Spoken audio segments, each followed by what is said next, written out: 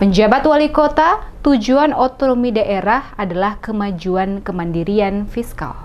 Tujuan otonomi daerah adalah untuk menciptakan kemajuan kemandirian daerah, terutama kemandirian fiskal. Hal ini dimaksudkan agar setiap daerah diberikan kewenangan untuk mengelola beberapa hal secara mandiri guna mempercepat kemajuan daerah dalam berbagai aspek pembangunan. Demikian disampaikan oleh penjabat wali kota Ambon, Badawinawati Mena, usai memimpin langsung upacara peringatan Hari Otonomi Daerah ke-27 yang mengusung tema Otonomi Daerah Maju, Indonesia Unggul di Balai Kota Ambon pada Sabtu 29 April 2023. Dengan adanya desentralisasi kewenangan, setiap daerah dapat menggali potensi sumber daya yang ada guna meningkatkan pendapatan asli daerah atau PAD, serta memacu terjadinya percepatan dan pemerataan pembangunan. Selama 27 tahun, implementasi otonomi daerah meliputi pembangunan sarana dan prasarana dengan tingkat akurasi yang tinggi, serta mengakomodir keinginan masyarakat, pengambilan keputusan publik yang lebih partisipatif juga demokratis lewat pemilihan kepala daerah. Hal ini menjadi bentuk positif yang disajikan untuk masyarakat, khususnya di Kota Ambon. Badawin mengungkapkan, banyak inovasi yang bermunculan di daerah dalam upaya membangun dan mensejahterakan masyarakat.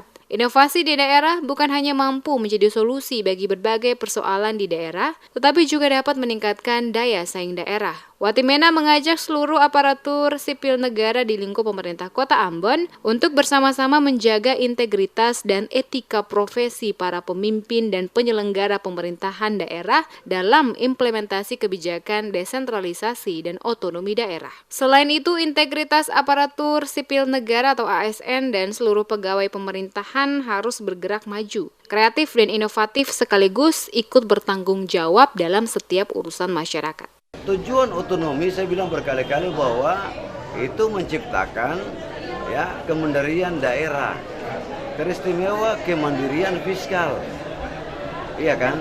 Karena apa? Otonomi daerah lahir akibat dari protes daerah-daerah bahwa semua potensi daerah, kekayaan daerah dikelola secara terpusat dalam sistem desentralisasi. Karena itu dibuatlah sistem desentralisasi untuk apa?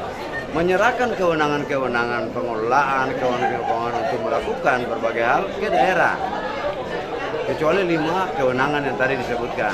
Nah, diharapkan bahwa yang tadi bilang filosofinya adalah setelah diberikan kewenangan itu, pemerintah daerah dapat memanfaatkan potensi sumber daya manusianya, sumber daya alamnya dalam rangka menciptakan kemandirian daerah. Komitmen bersama dalam mewujudkan tata kelola pemerintahan yang baik atau good governance untuk reformasi birokrasi harus terus dilakukan, baik di bidang kelembagaan, peningkatan kapasitas aparatur, serta akuntabilitas pengelolaan keuangan daerah.